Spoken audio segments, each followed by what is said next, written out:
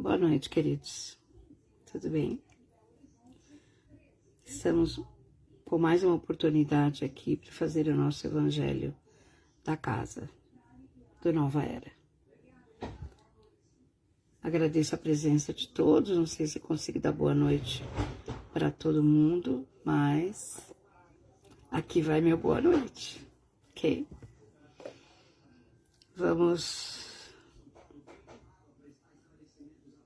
nos concentrando, vamos tendo nossos pensamentos em Jesus, em Maria, nossos mentores, os mentores da nossa casa Nova Era, para que nos auxilie neste evangelho. E assim agradecemos, Senhor, essa oportunidade de estarmos aqui mais uma vez, ok? Esperar mais um pouquinho, todo mundo entrando. Como é que estamos?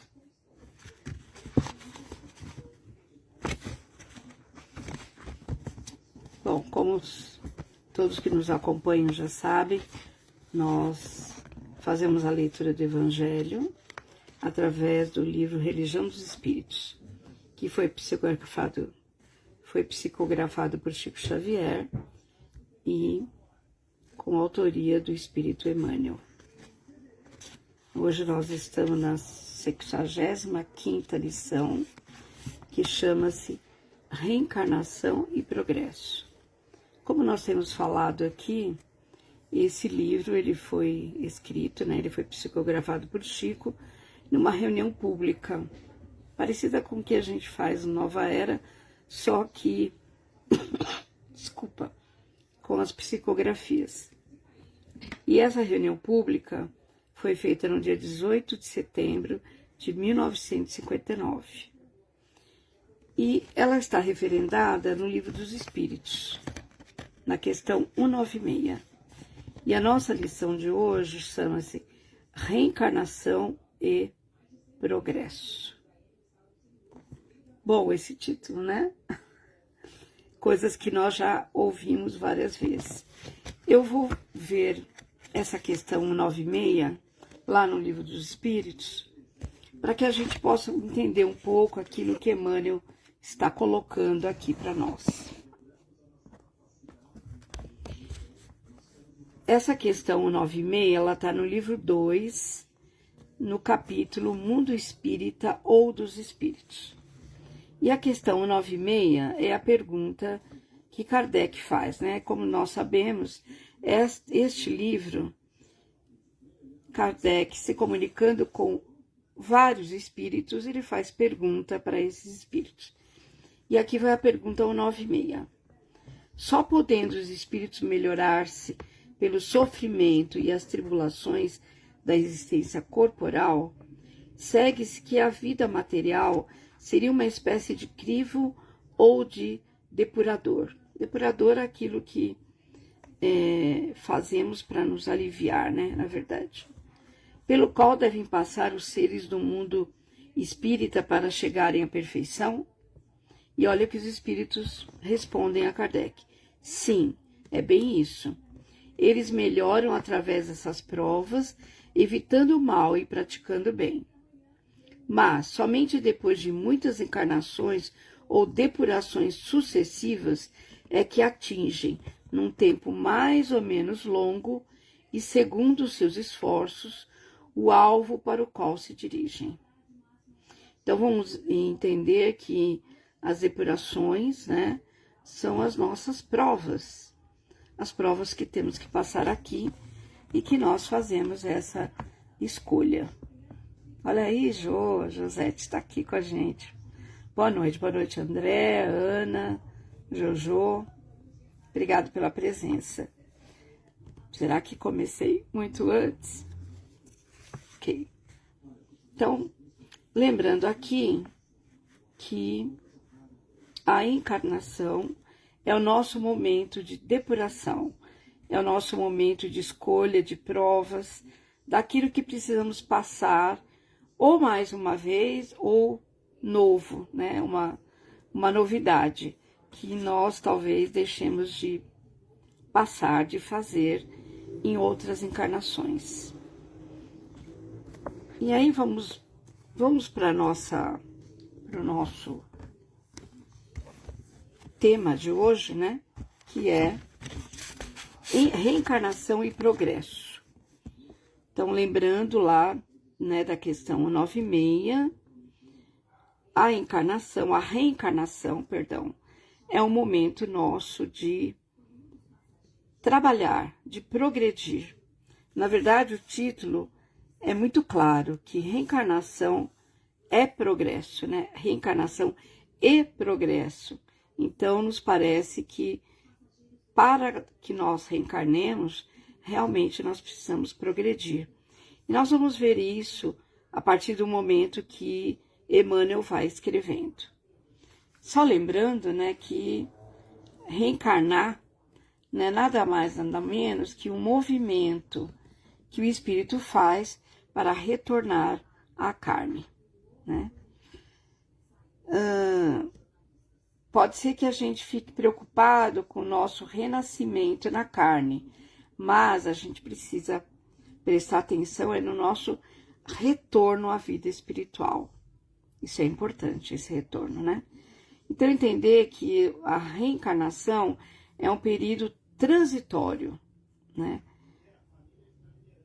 E que se nós vivemos só no mundo material, a gente não consegue viver o mundo espiritual. Então, vamos lembrar que a reencarnação nos mostra que existe um mundo espiritual, aquele que nós viemos, né, um dia para esse mundo, para esse planeta, na verdade, né? E Emmanuel começa assim: comentando as necessidades da reencarnação, anotemos alguns quadros da natureza. O celeiro é a casa ideal das sementes. Aí se congregam todas em saborosa intimidade, e quando semelhante reunião se delonga em demasia, degeneram-se na essência, por ação de agentes químicos, tornando-se imprestáveis. Conduzidas, porém, ao replantio, embora padeçam solidão e abandono nas vicissitudes do solo, voltam de novo à glória da vida, em forma de verdura e flor, espiga e pão. E eu fui procurar alguns palestrantes a respeito dessa lição, para que eu também pudesse entender, porque Emmanuel, ele fala em várias figuras, né? Parece as parábolas de Jesus, que a gente precisa ler bastante para poder entender. E quando ele fala no celeiro, o celeiro é nosso mundo espiritual, e as sementes somos nós. Somos nós que, em um momento, estamos lá como espíritos, né, nesse celeiro espiritual, e como sementes, nós fomos plantados e nós precisamos germinar, né? Toda semente precisa germinar. Então, quando ele fala aqui, né? Conduzidas por ele ao replantio, embora padeçam solidão e abandono nas vicissitudes do solo, voltam de novo à glória da vida, em forma de verdura e flor, espiga e pão. Então, essa situação da gente ser verdura ou flor, né? A espiga, que é do milho, e o pão. Então, essa semente vai florescer de uma maneira tão interessante que nós vamos progredir, né? Então, todo esse caminho da semente é para o progresso dela mesma. Então, lembrando que esse celeiro é o mundo espiritual. Então, foi o que eu estudei aqui para poder entender e passar para vocês também, né? Nesse replantio, né, quando estamos no mundo espiritual, nós podemos sentir solidão, e podemos sentir solidão também quando chegamos aqui. Porque quando chegamos, uma família que às vezes a gente não lembra quem são, a gente pode sentir desagregado, né? De repente, não se sentir bem. Mas ao momento que a gente vai caminhando aqui, a gente vai percebendo que escolhemos o lugar certo, né? E nessa escolha teremos a oportunidade de florescer novamente, né? De crescer novamente, de progredir novamente. E ele continua assim, Emmanuel: a gleba de calcário friável é, comumente, o refúgio de numerosos tratos de argila que aí descansam, às vezes por séculos, através de lentas modificações, sem maior proveito. Entretanto, se trazidos ao clima esfogueante do forno, materializam nobres sonhos do oleiro, atendendo a largas tarefas de utilidades em planos superiores.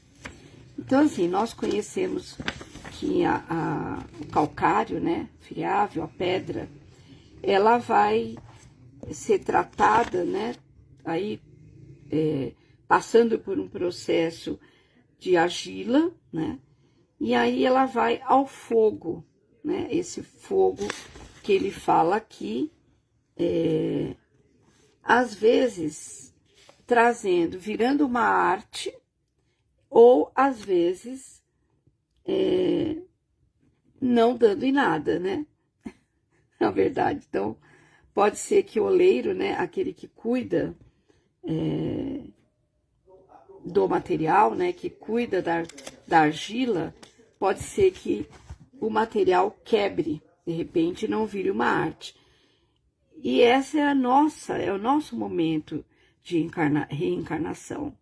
Nós estamos lá, sementes, somos tratados para voltar e progredir, mas pode ser que, chegando aqui, a gente não consiga fazer tudo que nos prometemos, na verdade, né, para nós mesmos. E às vezes nós estamos, né, como pedra, em contato com esse fogo em altas temperaturas, nós podemos ficar frágeis. E essa fragilidade são as tribulações da terra, aquilo que a gente precisa encontrar aqui, as tribulações da vida. E se nós, como semente, não produzirmos, né, vamos continuar pedra. Ou podemos virar uma obra de arte, né? Por isso que ele faz a comparação aí com calcário e depois com argila, né? No entendimento aqui nosso. E Emmanuel continua assim: além da morte física, pode a alma retemperar-se ao calor de afeições caras, condicionada ao campo de afinidades em que se lhe expressam emoções e desejos. Todavia, superada a fase de justo refazimento, aparece a ociosidade que, se mantida, faz com que o espírito por muito tempo se mantenha estanque ante a luz do progresso. Eu assisti uma palestra também que a palestrante dizia que mesmo na vida espiritual nós podemos achar que vamos ficar lá, né, só gozando do melhor, que vamos ficar no anonimato. E isso deixa com que a gente fique inativo, não produzindo nada. E vai chegar um momento que nós vamos cansar disso, né? É como aqui, por exemplo, né?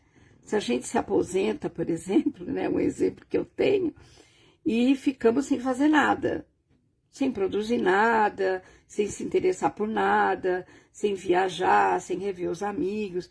Chega uma hora que tudo isso cansa e a gente acaba entrando num turbilhão, né, de pensamentos, de negatividade. E isso pode acontecer lá no nosso mundo espiritual também. Só que a gente vai ter sempre alguém, né, como Emmanuel coloca aqui, que vai nos fortificar novamente, vai nos semear novamente, para que a gente chegue aqui melhor do que nós estivemos lá, ou melhor do que fomos num outro momento, né?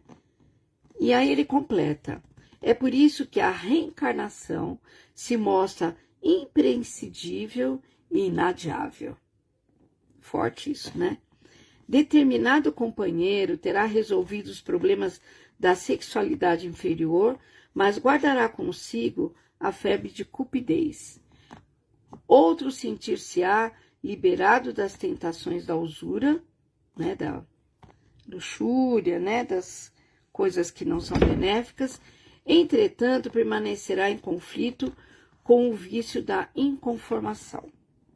Então, se a gente pensar que nós precisamos aprender, reaprender, ter disciplina, ter paciência, tolerar, para que a gente possa progredir, né? E esse progresso, ele se faz dentro da reencarnação aqui e da nossa ida para o outro lado também, né? Como Emmanuel coloca, nós podemos ter uma vida muito desregrada e inativa aqui e também do outro lado. E vamos precisar nos fortalecer novamente. Ele continua assim: alguém terá vencido o hábito da rebeldia sistemática, mas sofrerá em si mesmo o estilete magnético do ciúme. Esse e aquele amigo se revelarão livres dessa praga mental. Contudo, sustentam-se ainda algemados à vaidade infantil ou ao orgulho tirânico, na verdade. E para que essas chagas ocultas sejam extirpadas de nossa alma, é imperioso que nos voltemos para o renascimento na arena física, onde encontraremos a adversidade naqueles que não pensam por nossas medidas, para que aprendamos a respirar nas dimensões da vida maior. Em nosso presente estágio de evolução, será preciso renascer na Terra ou noutros mundos que se lhe assemelhem, tantas vezes quantas se fizerem necessárias. Não somente no resgate dos erros e culpas do pretérito, em louvor da justiça, mas também no aperfeiçoamento de nós mesmos, em obediência ao amor. Então, como sementes replantadas novamente nesse celeiro espiritual, nós precisamos amar. E amar no nosso primeiro mandamento, né? Amar a Deus sobre todas as coisas e aos outros como queremos ser amados. Ele continua assim: toda máquina algo produz, vencendo a inércia pela força do movimento, e toda fonte que desistisse de caminhar, com receio de pedra e lodo, nada mais seria que água parada na calmaria do charco. E aqui eles nos compara a uma água parada, né? Essa água parada vai dar um lodo, e esse lodo não será benéfico, né? Lodo é aquela coisa que cheira mal, né? Que não é frutífero, né? Não é bom. Então, se nós não tivermos essa visão, né? Esse momento de sermos espíritos, nós não seremos essas águas paradas, né? Como ele coloca aqui. E ele vai adiante: o mundo é, assim, nossa escola. A família consanguínea é o grupo estudantil a que pertencemos. Quando a gente fala em grupo estudantil, é escola que é a vida, né? O lar é a banca da experiência. Sério isso, muito sério, né?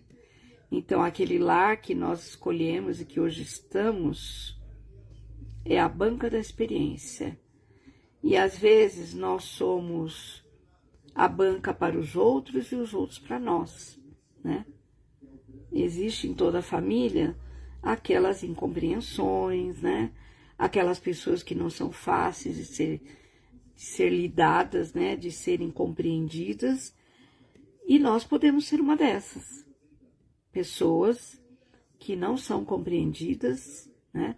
Nós podemos ser aquelas pessoas difíceis também, dentro da família, né? Dentro do lar. E essa banca da experiência, né? O lar é a banca da experiência, é onde nós vamos passar o nosso tempo para progredir. Não nos tornamos, não sendo uma semente que não vai florir, né? Que uma semente que não vai crescer, que não vai progredir, mas sim uma semente que vai dar até o pão, né? Como Emmanuel colocou no começo. Amigos representam explicadores. Então, nessa configuração toda, os amigos são aqueles que vão nos dar explicações, né? Vão nos trazer melhor entendimento daquilo que nós fazemos ou do que nós queremos, né? Adversários desempenham o papel de fiscais. Às vezes nós achamos que aquela pessoa tá nos defamando, é contra nós, né? Fulano não gosta muito de mim, tudo que eu faço, fulano coloca sempre um dedinho de erro, né? Mas eles são os nossos fiscais. E fiscais são aqueles que dizem, né? E mostram, às vezes com ações, que nós estamos indo para o caminho que não é correto. Os parentes difíceis são cadernos de provas. Olha, dureza, hein, gente? E nós podemos ser esses parentes difíceis, né? Aí dentro do nosso lar, da nossa comunidade de amigos, da nossa vida no cotidiano, no dia a dia. O trabalho espontâneo no bem é o curso da iluminação interior que podemos aproveitar segundo a nossa vontade. E o trabalho no bem é só ele que nos fortalece. Eu acredito que nós já entendemos isso, né? Quando não estamos no trabalho do bem, nada nos faz bem, né?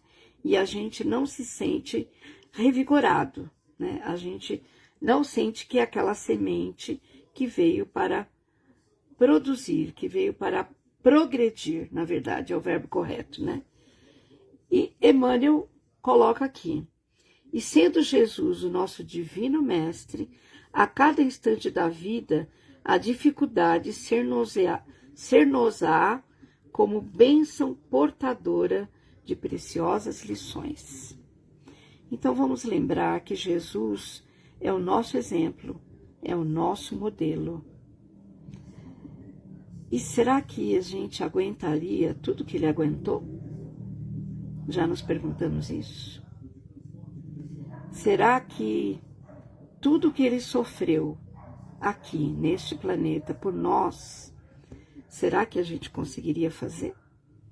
Então, ele é o nosso modelo, ele é o nosso exemplo, ele é o nosso modelo do processo de progresso, né?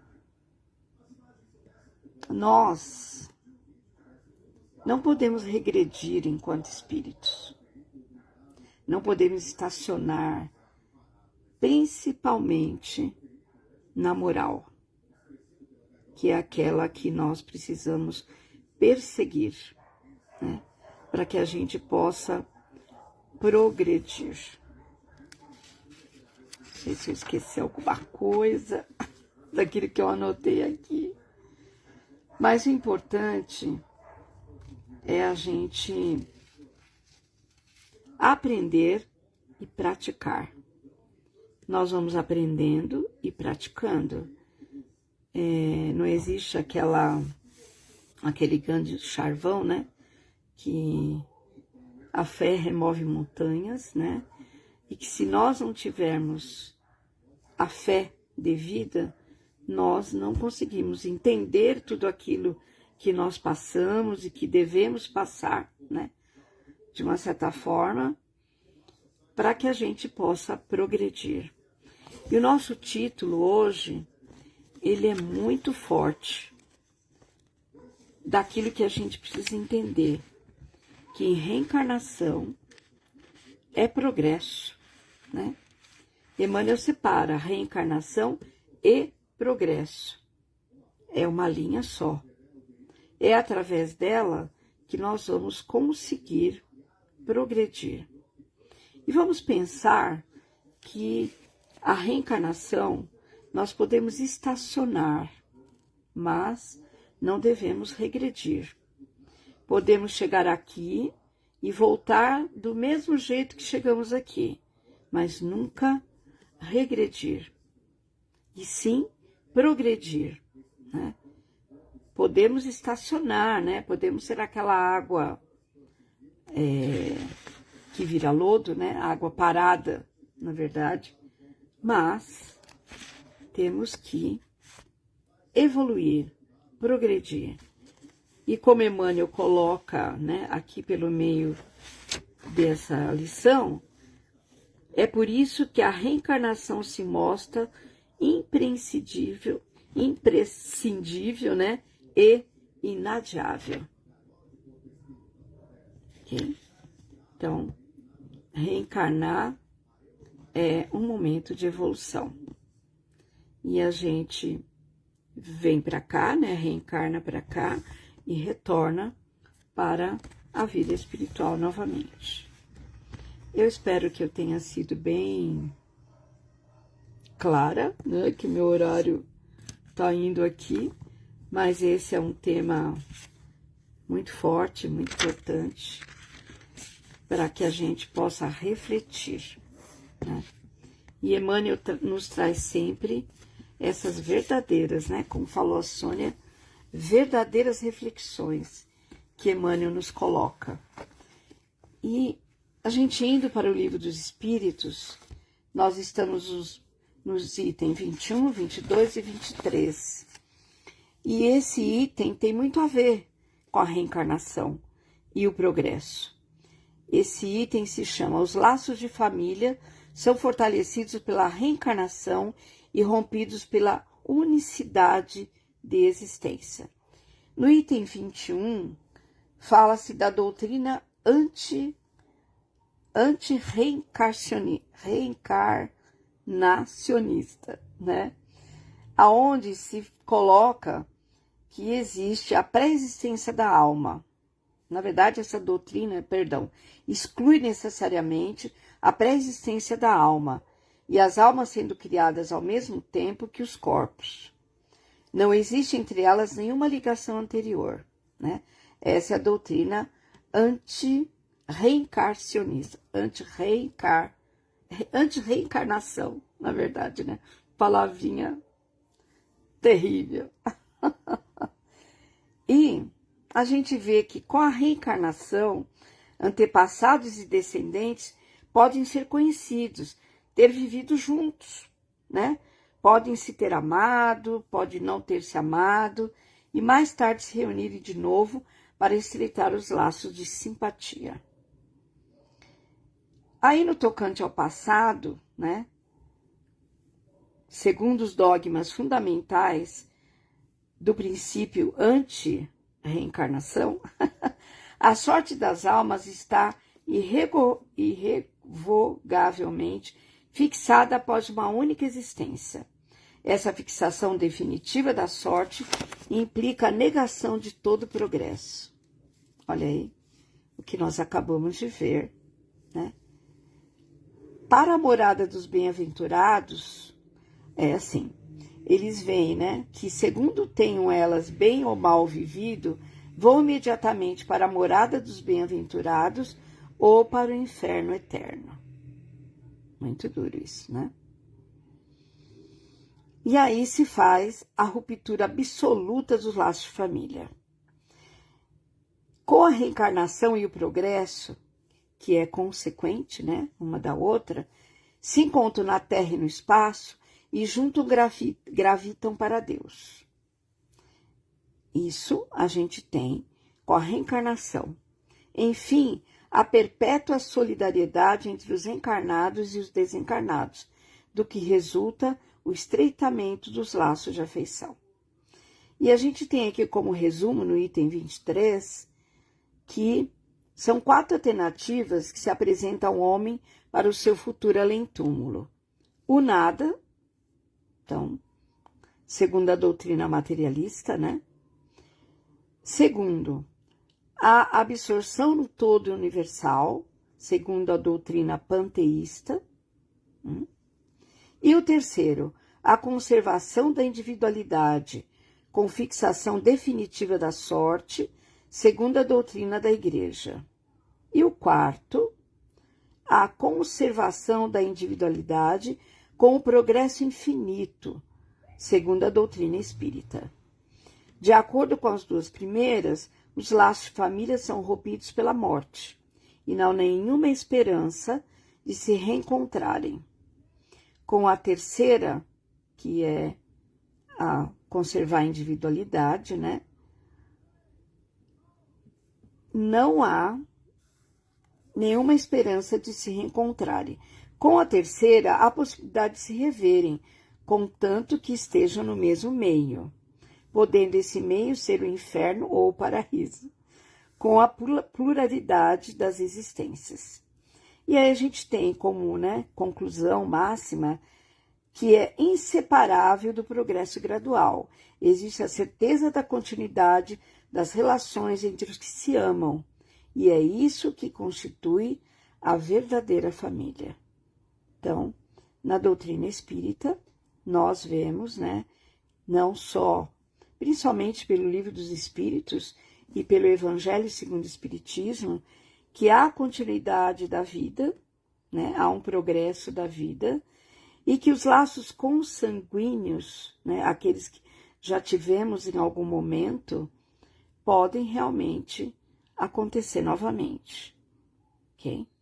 Isso nós temos aí vários exemplos com as psicografias, né, que são feitas, inclusive, na Casa Nova Era, onde há vários reencontros, onde nós descobrimos que temos ao nosso lado espíritos que foram amigos nossos, parentes nossos, avós, pais, mães, e que inclusive atuam nas casas espíritas. Então, esse progresso, né? Esse item 4, né? Que é a conservação da individualidade com o progresso infinito, segundo a doutrina espírita. Então, nesse resumão, a gente acaba concluindo que existe, né? Os laços de família são fortalecidos pela reencarnação e rompidos pela unicidade de existência, na verdade, né? Que vem colaborar com a lição que nós vimos hoje através de Emmanuel, através daquilo que nós já colocamos aqui. Eu desejo que tenha sido melhor esclarecido para todos vocês. E nós vamos encerrando o Evangelho de hoje com um momento muito importante que são as nossas vibrações. Lembrar que quem quiser colocar água para fluidificar, pode ser colocado. Lembrar aqueles que estão orando por pessoas em dificuldades, né, em pessoas que estão passando por provas muito chocantes, que eles possam estar recebendo esse bálsamo de energia, de fluidificação, através dessa água que vai ser colocada para o Evangelho. ok? Então, vamos sintonizar a imagem de Jesus, branda e serena, ao lado de cada um de nós, a de Maria, nossa mãe, que muito nos assiste e colabora muito com as nossas provas. Então vamos vibrar por toda a família universal, vibrar por todos os espíritos que hoje chegam a esta terra com as suas definidas provas, com a sua definida ações e atitudes para esse novo momento de reencarnação. Orar pelos que hoje desencarnam e voltam à pátria espiritual, que possam ser recebidos com muito amor e muito carinho pelos amigos espirituais. Vamos vibrar por todos aqueles que passam por provas e grandes expiações neste planeta, que possam encontrar o caminho correto, o caminho do Evangelho de Jesus. Vamos vibrar com muito carinho e amor pela nossa Casa Nova Era, que sempre nos acolhem, por nossos mentores, nossos colaboradores, que possamos estar sempre juntos no caminho do Evangelho de Jesus. Vamos vibrar por todas as águas que foram colocadas, que elas possam chegar a todos que a precisam nesse momento, que possam ser o remédio que todos aqueles necessitam. Vamos pedir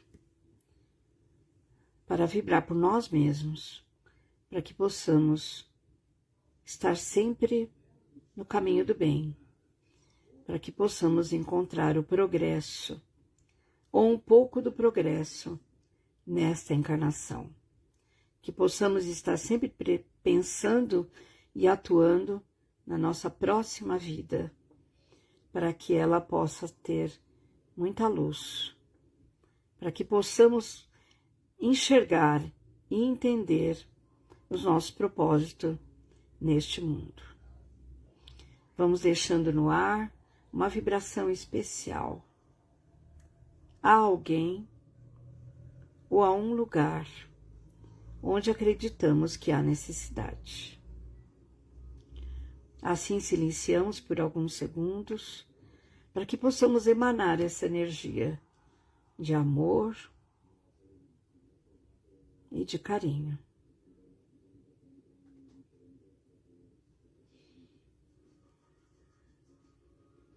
Senhor, meu Pai eterno, agradecemos muito esta oportunidade de sempre falar em Teu nome e todos aqueles que foram designados a nos ensinar através dos livros. Que possamos ter sempre a coragem, o discernimento e a prontidão de progredir nesta encarnação. Que possamos estar juntos novamente na próxima semana, nas próximas semanas, com o nosso Evangelho da Casa. Gratidão, tenho muita gratidão, com certeza. Um grande beijo no coração de cada um de vocês. Obrigado pela paciência. Tchau, tchau.